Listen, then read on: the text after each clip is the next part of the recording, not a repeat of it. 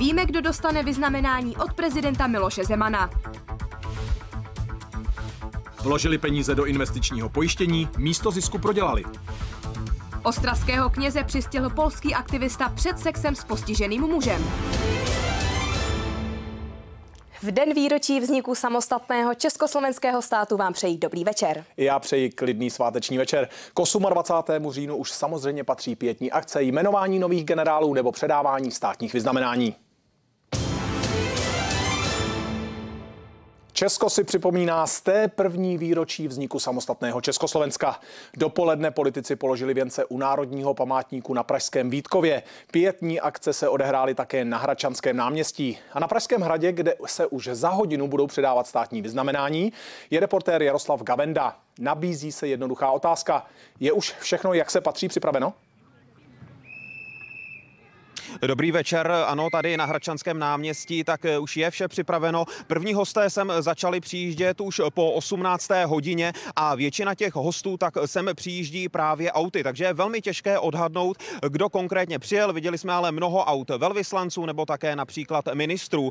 Platí tady na Hradčanském náměstí velmi přísná bezpečnostní opatření. Každý, kdo sem přijede, tak musí ukázat pozvánku, jak vidíte za mnou, tak to parkoviště, které se tady vytvořilo, tak už je naprosto plné. Jinak vše už by mělo být připravené.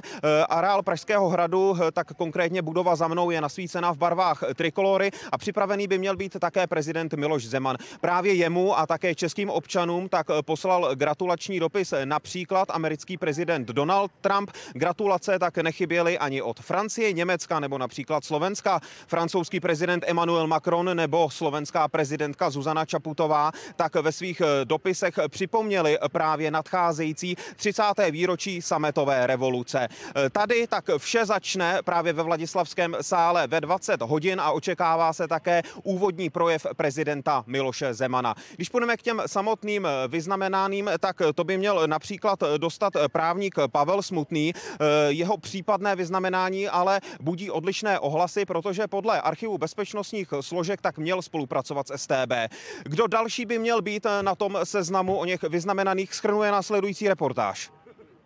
Zatímco první rok ve funkci Miloš Zeman vyznamenal 29 osobností, dnes večer udělí státní vyznamenání více než 40 vybraným lidem z oblasti politiky, sportu, kultury a válečným veteránům. Mezi první jména kandidátů, která prezident v médiích potvrdil už dřív, byl Jaromír Jágr. K vyznamenání mu měla dopomoct cesta do Číny a propagace česko-čínských vztahů. Pan prezident tuto politiku považuje za zásadní a tudíž má pocit, že prostě pan Jágr že napomohl vlastně, řekněme, určité užší spolupráce s Čínou, což je samo o sobě poměrně dosti kontroverzní. Slavný hokejista už v roce 2010 státní vyznamenání dostal, tenkrát za zásluhy 2. stupně. Po dnešním vyznamenání bude historicky prvním sportovcem, který od prezidenta převezme medaili podruhé. Pro řád Bílého lva nejvyšší třídy si dnes na hrad přijde ex-prezident Václav Klaus a válečný veterán Emil Boček. Státní vyznamenání obdrží in memoriam vojenský psovod Tomáš Procházka, který před rokem padl na afgánské misi.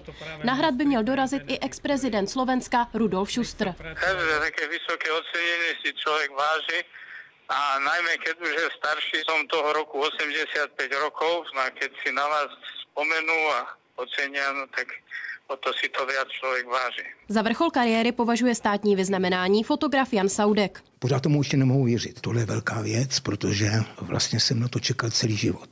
Až mi prezident republiky podá ruku. Seznam kandidátů předkládá prezident k podpisu premiérovi. Podle některých médií se ale Andrej Babiš pozastavoval nad šéfem nejvyššího kontrolního úřadu Miloslavem Kalou. Babišův kabinet ho totiž často kritizuje. NKÚ má poměrně vysokou autoritu v české společnosti, je to z mála funkčních kontrolních institucí a v momentě, kdyby vlastně toto pan premiér odmítl, tak myslím, že by se hodně shodil. Já ještě dodám, že prezident ani letos tak nepozval některé své názorové odpůrce. Jde především o politiky ze stran opozice. Kdybych měl být konkrétní, tak jde například o místopředsedy sněmovny Vojtěcha Pikalu, dále předsedu ODS Petra Fialu, senátora Václava Lásku nebo předsedu TOP 09 Jiřího Pospíšila. Pozvánku nedostal ani nejvyšší státní zástupce Pavel Zeman. Většina z uvedených se ale zúčastnila jiných pietních akcí, které se konaly nejenom tady v Praze. Já připomenu, že už dopoledne si na Vítkově připomněli právě dnešní státní svátek nejvyšší ústavní činitelé. Věnce byli položit prezident Miloš Zeman, premiér Andrej Babiš, ministr obrany, představitelé armády nebo váleční veteráni. Vzpomínali například také i zástupci České konfederace rektorů. Ty právě byli tady na Hradčanském náměstí položit květiny a v tuto chvíli, tak jestli slyšíte ten pískot, tak sem přišla menší skupina lidí, která má červené trenýrky jako transparenty a hlasitě tady píská. K místu tak právě teď přichází antikonfliktní tým a je samozřejmě otázka, jestli toto byla nahlášená akce. Lidé ale tady nadále zůstávají a protestují. My samozřejmě jsme vše podstatné z toho dnešního svátečního dne mapovali a tady se můžete podívat na souhrn. Oslavy 101. výročí založení republiky zahájilo ranní pokládání věnců k hrobu Tomáše Garrigua Masaryka v Lánech. Ten největší tam za hlavu státu položili zástupci kanceláře prezidenta. Dominantou v průměru asi metr širokého věnce od Pražského hradu je na 30 anturií, které doplňují chryzantémy. Podobně velké věnce připravuje správa Pražského hradu pravidelně. 3krát jako do roka a na Masarykovo, na úmrtí, narození a teď jak je svátek, to 28. A věnce se kladly i na Hradčanském náměstí, tentokrát u sochy Tomáše Garrigua Masaryka. Největší pietní událost byla tady na pražském Vítkově za účasti nejvyšších představitelů České republiky.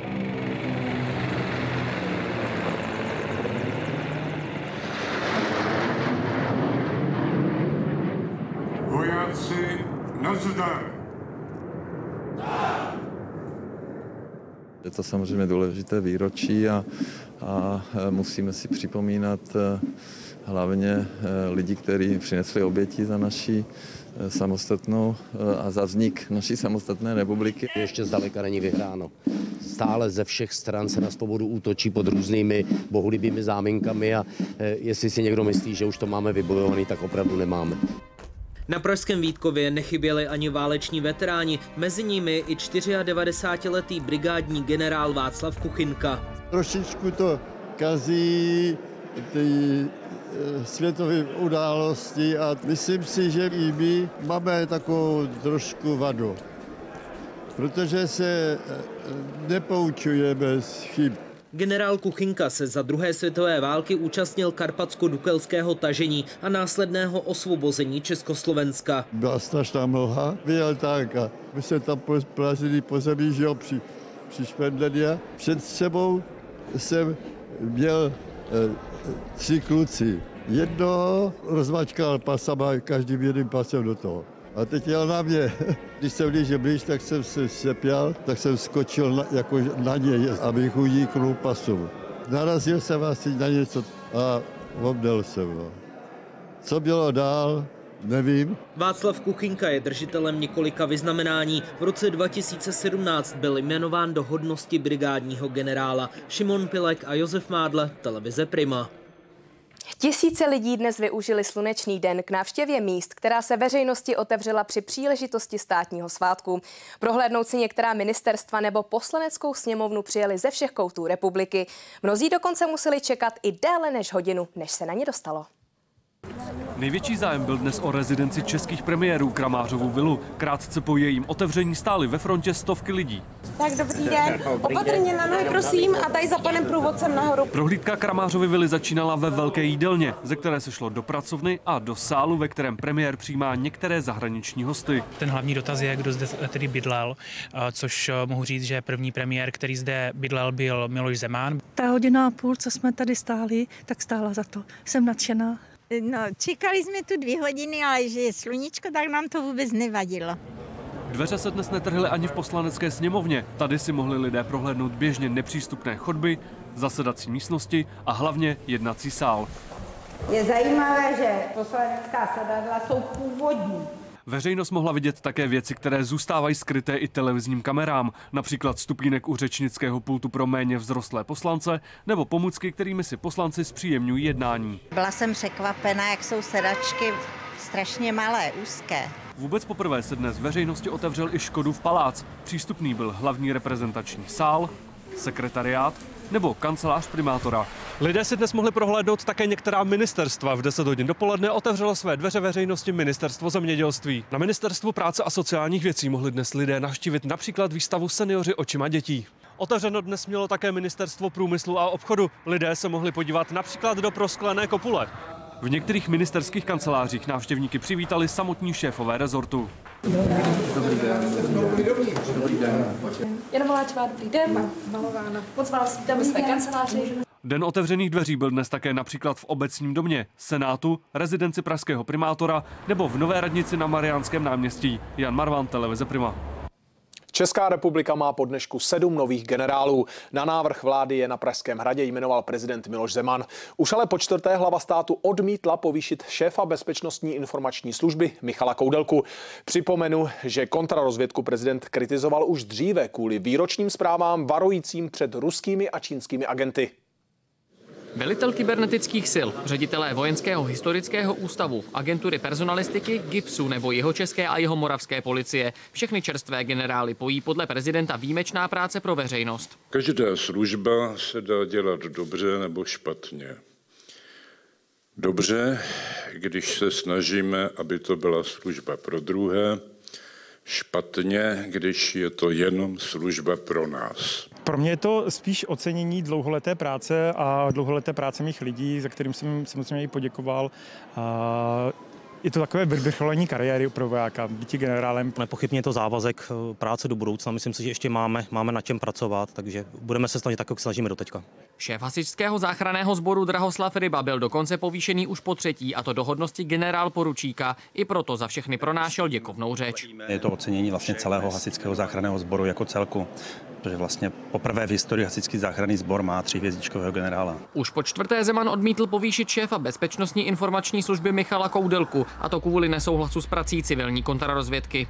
Tvrdí, že BISka by se měla více věnovat ekonomickým zájmům naší země, nejenom se týká, řekněme, vlivu nějakých cizích mocností. Klíčové u pana Koudelky a pana prezidenta byla ta otázka novičeků, byla to otázka, která se týkala vlastně fungování tajných služeb. Sám Koudelka se k situaci vyjádřil prostřednictvím sociálních sítí. Sloužit vlasti je jako sloužit rodině, je to stejně nezištné a samozřejmé. Přesto děkuji vládě České republiky za generálskou nominaci. Zeman naopak zmínil, že by příští rok rád generálkou jmenoval Šárku Havránkovou. První českou policistku ve vedení Interpolu by ale musel navrhnout ministr vnitra. To, že paní Havránková se dostala do vedení Interpolu, je obrovský úspěch. Nicméně ta věc je velmi čerstvá a teď nejsem schopen říci, co bude za půl roku či za rok. Hamáček prý navíc každou případnou nominaci nejdříve konzultuje také s vedením policie. Šimon Pilek, televize Prima. Neslavilo se jen v Praze. Speciální programy, otevřená muzea nebo lampionové průvody. To vše mohli zažít lidé po celém Česku. Například v Plzni sledovala oslavy naše kolegyně Alex Hrdinová. Alex, kolik lidí se na náměstí sešlo? Dobrý večer. Na náměstí Republiky dnes dorazili tisíce návštěvníků. Plzeňské oslavy vzniku samostatného Československa si nenechali ujít návštěvníci z okolních měst a vesnic a nechyběli také turisté ze zahraničí. Pestrý celodenní program vyvrcholil vzpomínkovým setkáním u památníku národního osvobození na náměstí Tomáše Garrigua Masaryka. Odtud pak také v 6 hodin vyrazil lampionový průvod, který pokračoval přes hlavní Klatovskou třídu, Smetanovy sady až na náměstí Republiky, kde momentálně stojím a kde před malou chvílí skončil slavnostní ohňostroj v barvách české vlajky. V Plzni to ale žilo už od dnešního rána. Podívejte se na reportáž. V centru západočeské metropole dnes bylo veselo a pro Plzeňany město připravilo zajímavý program. Muzea, galerie a historické památky otevřely za symbolické vstupné 28 korun. Ulicemi projížděly historické vozy. Na to, aby se mohli svést historickým autobusem, čekali lidé na náměstí Republiky i několik desítek minut. Moderní tramvaj se řídí ručně a starší typy tramvaj se řídí pedálama, tak jako auto. Ta starší je hlučnější, ale je to prostě zážitek. Mně se tam moc nelíbilo. Bylo moc lidí. Vznik naší republiky a její historii si lidé připomínali i tady v areálu Československého pohraničního opevnění na Hlučínsku. Dvojče, samozřejmě hlavní protipěchotní zbraň. Vidíme 2 kilometry spojené takhle do jedné zbraně. My jsme se ještě byli podívat na památníku druhé světové války. Tady je to, řeknu, technická stránka té věci. Mně se nejvíc líbily kanóny a tady jsou i tanky. Dnešní výročí si připomněli i v Hodoníně, kde se narodil první prezident československého státu Tomáš Garrigue Masaryk. Řada lidí během dne navštívila jeho muzeum a pak se sešla tady na náměstí u jeho sochy. Tisíce lidí si dnes připomínají vznik Československa také v Olomouci. Už odpoledne zahájil program v centru Olomouce kabaret a koncert. Po 5. hodině zaplnili horní náměstí davy lidí, které přišly na tradiční lampionový průvod. No tak těšíme se na to, že se projdeme v průvodu a malej bude mít radost, že se zapojí s lampionkem do průvodu. Chtěli jsme s dětma na lampionový průvod, protože ještě nikdy nebyli, tak jsme si říkali, že by se jim to líbilo. I krátce po 5:30 a mohutný průvod se právě teď vydává na přibližně půlhodinovou cestu městem. Cílem je památník Tomáše Garrigua Masaryka na Žižkově náměstí. Účastníků akce je každý rok tolik, že musí MHD omezovat dopravu v centru města. A teď zbystřete vy, kteří jste pojištěni. Organizace zastupující podvedené klienty pojišťoven žalují Českou pojišťovnu a pojišťovnu Generali. A to kvůli údajným protiprávním poplatkům u investičního životního pojištění. Podle právníků takové smlouvy podepsali tisíce lidí a přicházejí o desítky tisíc korun. Pojišťovny ale pochybení odmítají. Pan Tomáš Hříbal si u České pojišťovny před 10 lety založil investiční životní pojištění. Měsíčně si spoří 2000 korun. Za tu dobu tak pojišťovně poslal 240 000 korun. Odkupné nyní činí asi nějakých 120 000, ale díky jakoby skrytým poplatkům, s kterými jsem nebyl seznámen, tak jsem přišel asi o nějakých bratrů 45 000 odhadem. Pan Hříbal a jeho poradci tvrdí, že ve smlouvě pojišťovna nikde neuvádí poplatky, které v reálu činí 15% z každého vkladu. I přesto, že se naspořené peníze můžou zhodnocovat o několik procent, kvůli poplatkům peníze na účtu více ubývají, než přibývají. Podle kritiků je to u životního investičního pojištění napříč všemi pojišťovnami naprosto běžná praxe. Podle nás se z toho produktu jako takového stal velmi sofistikovaný šmejdský produkt. K nám do občanských poraden chodí ročně tisíce lidí, že mají uzavřeno investiční životní pojištění, které si často uzavřeli jako v uvozovkách výhodný produkt. Právě investiční životní pojištění je předmětem soudních sporů. Na finančního arbitra se obrátili už tisíce lidí. Dosud bylo před finančním arbitrem zahájeno více než 3,5 tisíce řízení směrujících proti životním pojišťovnám, z toho téměř polovina proti České pojišťovně a Generali pojišťovně. Pojišťovny ale pochybení odmítají. Česká pojišťovna vždy postupovala v souladu se zákonem. Při sjednání pojištění obdrželi klienti veškeré informace a na existenci nákladů upozorňovali i samotné pojistné podmínky. Pojišťovna Generali vždy postupovala podle zákona. To potvrzuje i několik nedávných rozsudků, kdy soud potvrdil, že spotřebitel obdržel kompletní smluvní dokumentaci k pojistné smlouvě a shledal předložené dokumenty za dostatečné a úplné. Podle spotřebitelských sdružení ale jak soudy, tak finanční arbitr v dalších desítkách případů dali za pravdu naopak klientovi. Kritici teď pojišťovnám zaslali předžalobní výzvu. Podle advokátů nespokojených klientů by měla Česká národní banka zasáhnout a na pojišťovny více dohlížet. Česká národní banka na to lidově řečeno kašle, ten dohled nevykonává. Česká národní banka se problematice investičního a životního pojištění věnuje dlouhodobě.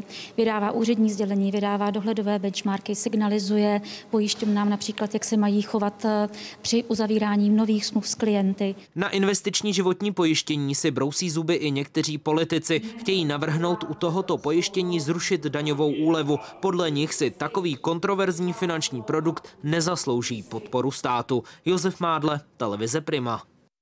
Dále připravujeme. Smrt Bagdádího je pro Islámský stát rána. Hrozba ale trvá dál. Radikálové už přijímají za mrtvého vůdce nástupce.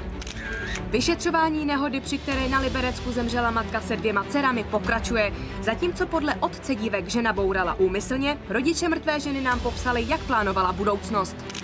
Skandál českého římskokatolického kněze z Karvinska. Chtěl mít sex s mladým mužem. Na hotelovém pokoji ho natočila skrytá kamera. Povíme vám víc. Tragicky skončila večerní hromadná nehoda u Hradce Králové. Traktor se tam srazil s autem jedoucím v protisměru. Řidič osobáku nepřežil. Další auto pak skončilo odhozené několik metrů v poli. Jeho posádka naštěstí vyvázla s lehčími zraněními. Silnice u Ruseku nedaleko královéhradeckého letiště včera večer. Provoz tu po 19. hodině zastavila hromadná nehoda. Řidič osobního auta přišel o život po čelní srážce s traktorem. V jednom vozidle byl zakliněný zraněný řidič, který jsme pomocí hydraulického vyprošťování vyprošťovali z vozidla. Pak jsme zahájili resuscitaci, bohužel byla neúspěšná. Okolnosti srážky už vyšetřovatelé znají z výpovědí očitých svědků. V současné době máme svědecky potvrzené, že 34letý řidič předjížděl kolonu jedoucích vozidel a s největší pravděpodobností se nestihl včas zařadit do svého pruhu, čelně se střetl s protijedoucím traktorem. Řidič traktoru neměl šanci srážce zabránit. Náraz auta byl tak silný, že dokonce u traktoru utrhl přední kolo. Další auto, před které se řidič zřejmě snažil na poslední chvíli zařadit, odletělo několik metrů do pole. Vozidlo skončilo mimo komunikaci a ženy naštěstí pouze s lehčím zraněním. Obě ženy odvezli záchranáři na ošetření do nemocnice. Martin Holek, televize Prima. Vůdce islámského státu Abu Bakr Bagdádí je sice mrtev. Aktivity teroristické organizace tím ale rozhodně nekončí. Shodují se na tom jak politici, tak i bezpečnostní experti. Podle nich boj pokračuje a dají se očekávat další útoky. Některá média navíc uvádějí, že islámský stát už má nového vůdce. He died like a dog, he died like a coward. He was whimpering, screaming and crying. And frankly, I think it's something that should be brought out. Těmito drsnými slovy oznamoval prezident Trump, že se podařilo zlikvidovat vůdce islámského státu. Bagdádí zemřel na tomto místě na severozápadě Sýrie. Odpálil na sobě vestu s výbušninami. Otevřel jsem dveře a bylo tady několik vrtulníků. Nejdřív klid, pak výbuch a střelba. Smrtí Abu Bakra Bagdádího ale boj s islámským státem zdaleka nekončí. Zní skoro jednohlasně. Řada expertů varuje, že smrt vůdce islámského státu neznamená konec této organizace. Je více než pravděpodobné, že se zrodí jiná podobná organizace s neméně charismatickým lídrem, jako byl Bagdádí, která může být ještě brutálnější než islámský stát. Předčasný odchod do důchodu pro teroristu, nikoli pro jeho organizaci. Napsala na Twitteru francouzská ministryně obrany. Právě Francie zažila v roce 2015 teror, ke kterému se tehdy přihlásil islámský stát. Bojím se, že nejde o fatální zásah, protože tato organizace sice nemá žádné vlastní území, ale má stále dost svých bojovníků.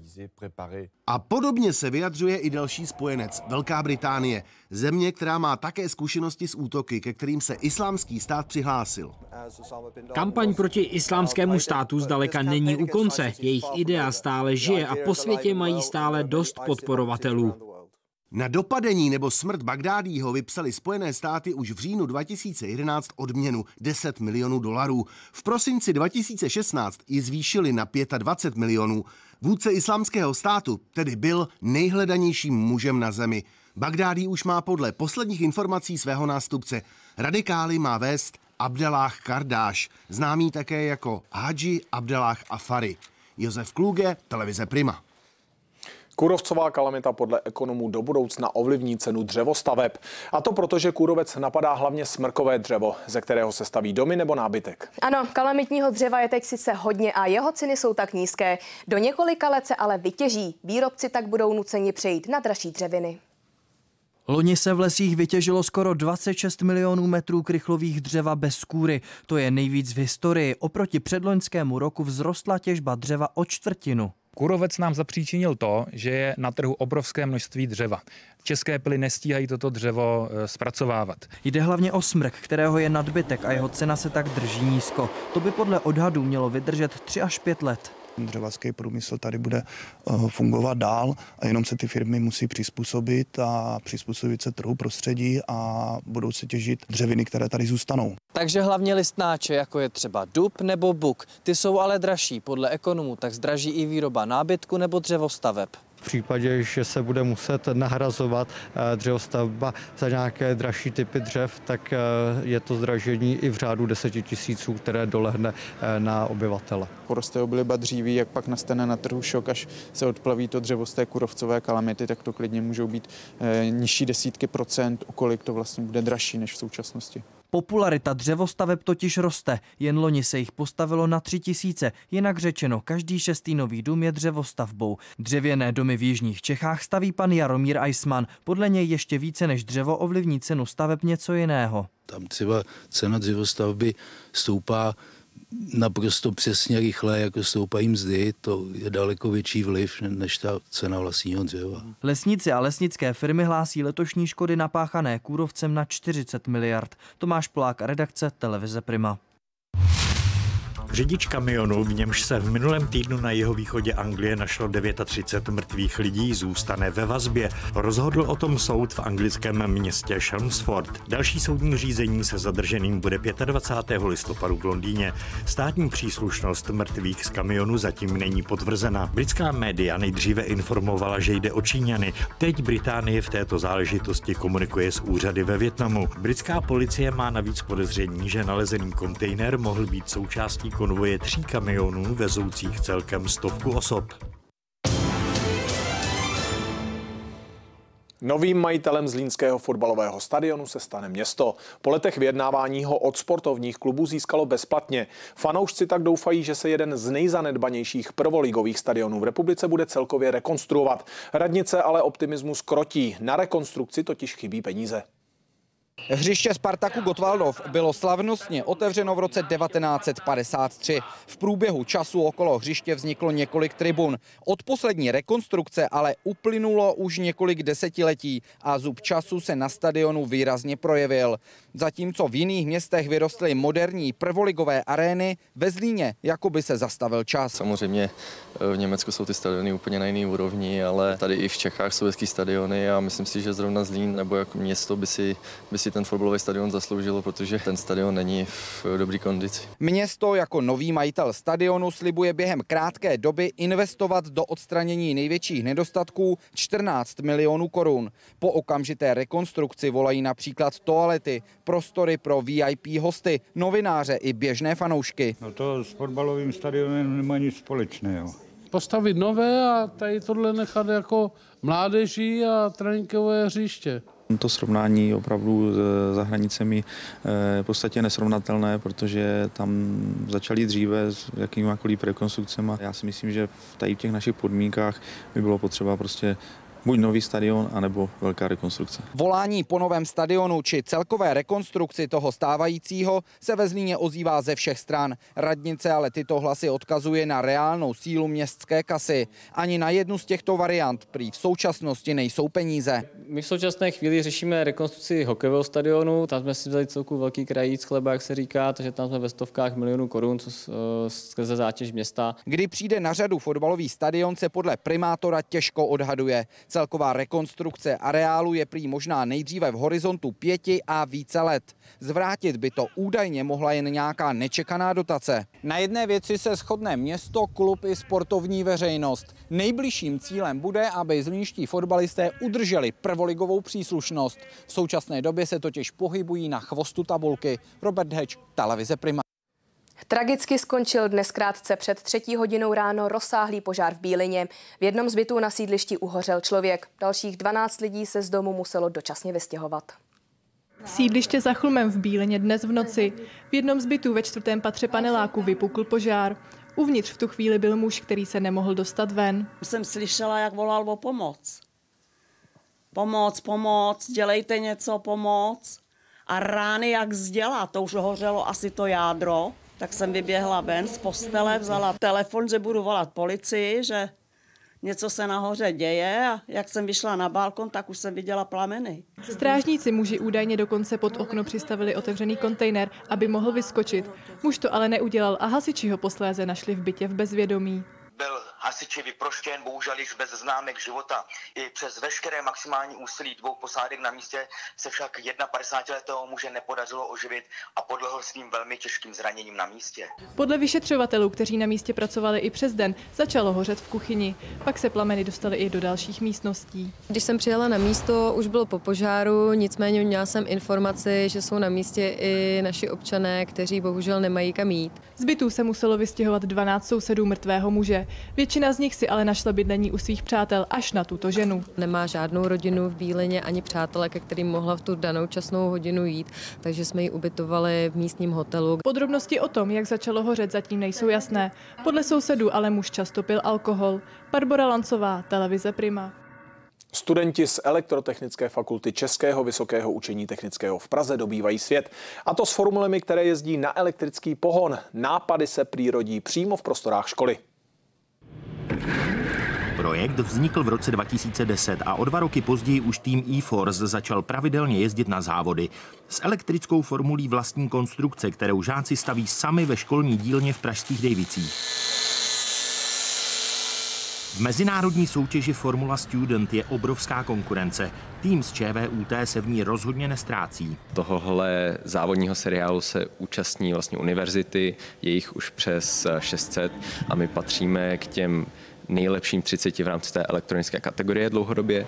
Vypiplat konkurenceschopný vůz je náročné. Studenti a studentky v dílně stráví každý měsíc desítky hodin a součástky, včetně drahého karbonu, spolknou dost financí. Škola pomáhá, ale studenti musí vymyslet i vlastní cestu, jak projekty finančně podpořit. Náklady na jednu formuli se mohou vyšplhat až na 1,5 milionu korun. Škola se hlásí podpoře takového týmu, takže podporujeme pravidelnými pobídkami studenty. A zároveň máme štěstí na to, že se k tomu hlásí sponzoři z průmyslu. Některé ty technologie, co jsme tady vyvinuli, se pak nechali patentovat a používají se vlastně v průmyslu, protože tady jsme v určitých ohledech opravdu napřed. V tomto školním roce si tým e-Force dal vysokou laťku. Chce představit autonomní elektrickou formuli, která bude jezdit úplně sama, bez řidiče. Za volant v ostrých závodech proti ostatním univerzitám ale stejně bude muset opět usednout pilot z masa a kostí. David Kolář, televize Prima. 7 lidí přišlo v noci o život při dopravní nehodě na dálnici na jihu Maďarska. Kamion z nejasných příčin prorazil svodidla a vjel do protisměru. Tam srazil 2 osobní automobily. Všechna 3 vozidla následně zachvátil požár. Záchranné složky přijali oznámení o nehodě krátce po 2:30 ráno. Když přijeli na místo, bylo už pozdě. První na místo dorazili záchranáři z Kyšteleku a pak hasiči ze Segedu. 3 auta už byla v plamenech. Požár hasilo několik hasičských aut. Našli jsme několik mrtvých. Řidič kamionu neutrpěl žádná zranění. V plamenech zemřelo 7 lidí. Co přesně se stalo, policie vyšetřuje. Na dálnici byla ale hustá mlha, která komplikovala řízení. Nehoda se stala ve 2:30 na 146. kilometru dálnice. Podle prvotních informací kamion jedoucí směrem na Budapešť z nejasných důvodů vyjel z jízdního pruhu a srazil se 2 vozidly v protisměru. Řidič kamionu pocházel ze Srbska. Obě osobní auta měla zahraniční poznávací značky. Policie ale národnosti cestujících prozatím nezveřejnila. Úsek dálnice M5 nedaleko města Segeď na jihu Maďarska byl uzavřen až do dopoledních hodin v obou směrech. Kristýna Vedralová a Karol Dovičín, televize Prima. Členské státy Evropské unie se dnes dohodly na dalším odkladu britského odchodu ze společenství, tentokrát do konce ledna 2020. Uvedl to na Twitteru předseda Evropské rady Donald Tusk. Britský premiér Johnson v dopise Tuskovi potvrdil, že Británie s odkladem Brexitu o 3 měsíce souhlasí. Termín je pružný, to znamená, že pokud Británie schválí výstupní dohodu před uplynutím nové lhuty, může opustit Unii dříve. Dosavadní termín Brexitu byl tento čtvrtek. Velký skandál teď řeší policie v Polsku. Týká se českého římskokatolického kněze Marcela P., který působí v Dětmarovicích na Karvinsku. Ten měl uvíznout v nastražené léčce, kdy ho při schůzce s mladíkem v hotelu a pak i na pokoji natočila skrytá kamera. Kněz už podle biskupství Ostravsko-Opavského sám podal rezignaci. Polský aktivista a bloger Zbigněv Stonoga údajně monitoruje sociální sítě pedofilů a tak si prý všiml muže, který tvrdil, že je kněz a má zálibu ve styku s postiženými mladíky. Tím měl být farář Marcel P., na kterého nastražil lest. Nalákal ho na schůzku v polském hotelu. No, bo to jak mówię, no taką czystość lubię. Co pan tu robi? Jestem gościem. Tak? Ubieraj się. Kněze pak přistihl i na pokoji v choulostivém okamžiku s mladíkem a konfrontoval ho s tím, že vše natočila skrytá kamera. Farář se pak blogerovi na kameru ke všemu sám přiznal. Jsem knězem ostravské dieceze a dnes jsem zhřešil, nebo jsem chtěl zhřešit, ale měl jsem úmysl sexem s mužem. Velmi toho lituji a na svou kněžskou čest slibuji, že už to nikdy neudělám. Nahrávku, které předcházela komunikace na sociálních sítích, kdy měl mít kněz zájem o sex s mladíkem na vozíku, už má polská policie. Ta česká se případem vůbec nezabývá. Naopak ho řeší biskupství Ostravsko-Opavské. O této skutečnosti nás informoval samotný kněz. Je si vědom, že je tam v rozporu se svými kněžskými závazky Omlouvá se za pohoršení, které svým jednáním způsobil a sám rezignoval na všechny své funkce. Působil jako kněz v Dětmarovicích na Karvinsku. Podle věřících byl údajně poměrně přísný. To je dost smutné. Veřejný činitel a takové čuně. Pan farář na mě působil dobře, byl to vzdělaný člověk, staral se o farnost. Víc nevím. Pokud je to opravdu pravda, no to už tak potom asi nějaký trest bude. Co bude s knězem dál a jaký trest mu hrozí, není v tuto chvíli jasné. Markéta Šenková, televize Prima. Kriminalisté stále vyšetřují okolnosti páteční tragické nehody na Liberecku. Zatímco otec dívenek je přesvědčen o tom, že jejich matka za volantem bourala úmyslně, její rodiče a sousedé tomu odmítají věřit. Máme i svědectví otce řidičky, který před naší kamerou popsal, jak si matka dívek plánovala budoucnost. Přiblížil nám i detaily sporu o děti. Ten tragické nehodě předcházel. I po 4 dnech od tragické nehody nabízí případ stále mnoho otazníků. Vyšetřování se teprve rozjíždí. Nehodu na místě tady nedaleko Mníšku připomíná trojice svíček. Na druhé straně zase poškozená svodidla. Právě v těch místech se řidič popelářského vozu snažil nárazu na poslední chvíli vyhnout. Otec 2 děvčat společně s nejstarší dcerou zemřelé řidičky je přesvědčen o tom, že nehodě řidič zabránit nemohl, protože to měl být ze strany matky úmysl. Ona říkala věci, jakože by něco takového mohla udělat. Říkala, že už jí to třeba jako nebaví a že prostě vezme auto a i s těma dětma něco prostě udělá. Já tomu totiž vůbec nevěřím, protože ona si plánovala celý život. Jo. Ona ještě ve středu plánovala, jak v neděli budeme grilovat. Právě dlouhodobý spor o děti, který nakonec soud ukončil ve prospěch otce, bude pro vyšetřovatele alfou a omegou celého případu. Mezi rodiči prý nebyly výjimkou ani výhrušky smrtí. Jedna strana dnes z tragédie obvinuje druhou. Již několikrát jsem dokládal a nabízel podklady, fotky, nahrávky, svědectví, které by vám přiblížily stavy, do kterých se dostává.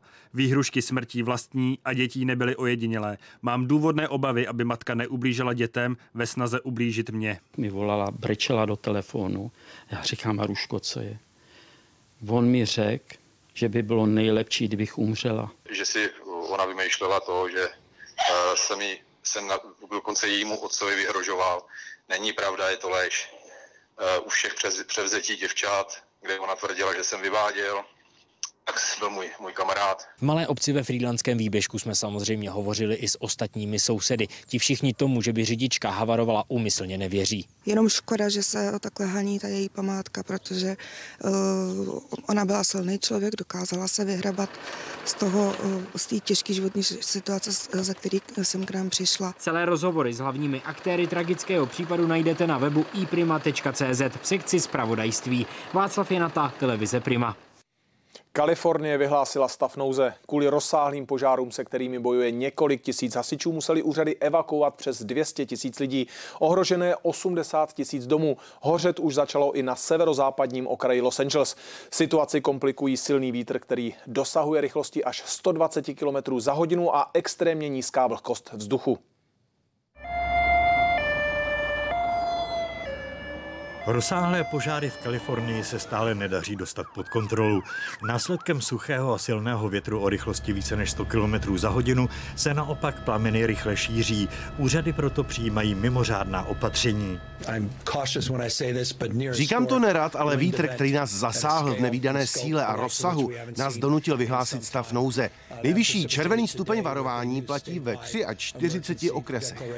Silný vítr může přenést žhavé uhlíky na kilometry daleko a způsobit tak další požáry v oblastech, které jsou od současných ohnisek relativně daleko. Vítr také znemožňuje hašení požárů pomocí helikoptér a letadel. Popelem už lehly mnohé domy. Majitelé těch aktuálně ohrožených proto kropí vodou nejbližší okolí svých obydlí, aby zabránili nejhoršímu. Hasiči nasadili v boji proti ohni veškeré prostředky. Odstraňují také popadané stromy a elektrické vedení. Naši velitelé vyhodnocují nepřetržitě potřebu dalších evakuací v celé oblasti. Své domovy muselo kvůli živlu opustit už přes 200 000 lidí. Evakuační centra praskají ve švech. Mnozí se evakuují i se svými mazlíčky. Jsou pro ně zřízena speciální centra. Měli jsme povinnou evakuaci brzy ráno. My jsme zamířili rovnou sem kvůli naší zkušenosti před 2 lety. Tehdy nás sem odvezli právě proto, že máme domácího mazlíčka. Je to dobré místo pro zvířata. 47letý papoušek, pes ve věku 16 let a kočka ve věku 16 let. Oheň sužuje nejvíce vinařskou oblast severně od San Franciska. Energetické firmy preventivně odpojují od elektřiny více než 2 miliony lidí. Petr Holman, televize Prima. Útočník, který podle kriminalistů v pátek pobodal 57letého muže, poputuje do vazby. Dnes o tom rozhodl okresní soud v Karlových Varech. Důvod je vážný. Muž by prý čin mohl zopakovat. Útočníka obviněného z pokusu o vraždu dnes do budovy soudu doprovodili policisté. Muž měl po celou dobu pouta na rukou. My jsme podali podnět státnímu zástupci k vydání návrhu na vzetí obviněného do vazby, který jej akceptoval. Incident, při kterém měl 44letý muž napadnout 57letého muže nožem, se stal v pátek v karlovarské městské části Drahovice v ulici Vítězná. 11:12. Bylo to téměř neprůjezdný, bylo to ohraničený. Muž měl být pobodaný na krku a vedle něj údajně ležela i baseballová pálka. Skončil s velice vážnými zraněními v místní nemocnici. Policisté podezřelého muže dopadli v sobotu dopoledne a okamžitě ho začali trestně stíhat. V případě prokázání viny mu hrozí trest odnětí svobody až na 18 let. A na začátek soudu bude muž čekat ve vazbě. Alex Hrdinová, televize Prima. U mešity ve městě Bayonne na jihu Francie se střílelo. Útočník zranil 2 starší muže, poté utekl. Zraněné transportovali záchranáři do nemocnice. Jeden z postřelených je ve vážném stavu. Policie už zatkla muže, kterého z incidentu podezírá. Jeho motiv je ale zatím nejasný. Podle francouzských médií měl v roce 2015 kandidovat za nacionalistickou stranu Národní sdružení, kterou vedla politička Marine Le Penová. 19 parašutistů, 4 horkovzdušné balóny a pořádný díl odvahy. To jsou ingredience dnešního pokusu o český rekord, o který se pokusili profesionální skokani z padáky v Příbrami. Zajímá vás, jak to dopadlo? Podívejte se. Ready, set, go! Čau! Takhle se vrhli parašutisté k zemi. Jejich dnešní úkol byl bláznivý. Jedná se o hromadný seskok parašutistů ze 4 balonů, to znamená, že obvykle se ty seskoky dělají z jednoho, my jsme to vlastně v únoru udělali ze 2 balonů a teď se to pokusíme zdvojnásobit, že skočíme najednou ze 4 balonů. Čím je to komplikovat? A tak jedna věc je samozřejmě ty 4 balony skoordinovat dohromady, když pominou posádky a tak dále. Druhá věc je, že ty balony nejsou úplně ředitelný, takže se musí vybrat úplně pečlivě místo za prvý, který bude odpovídat tomu směru větru, aby nás to dotáhlo zpátky na letiště. 2krát se tak těsně před startem změnilo místo odletu. Pak šlo všechno velmi rychle. Balóny se naplnily vzduchem za necelých 20 minut. Než jsme stačili dojet auty na letiště, první parašutisté už byli na zemi. Skákat museli postupně, protože jinak by se balóny tak odlehčily, že by najednou vystoupali o kilometry výš. 15 minut po 4:00 odpoledne parašutisté přistáli. Všichni jsou v pořádku a překonali český rekord. Úžasný. Na to, že je dneska takový slavný den, tak bylo skvělý si právě skočit. Já už jsem si dal jeden přelet takhle ze 4 km krásný, ale tohle ty balóny 4, to je fakt pecka. Je to velký zážitek určitě. Byla to prostě bomba, ty 4 balóny. Boží. Všech 19 parašutistů jsou profesionálové. Organizátor akce už má za sebou více než 20 000 seskoků. Ten dnešní by měl být ale zapsaný do České knihy rekordů. Matěj Rychlý, televize Prima. Hlavní roli v dnešních divoškách budou hrát super potraviny, tedy borůvky. Je to tak, ale samozřejmě i zvířata, tak se máte rozhodně na co těšit.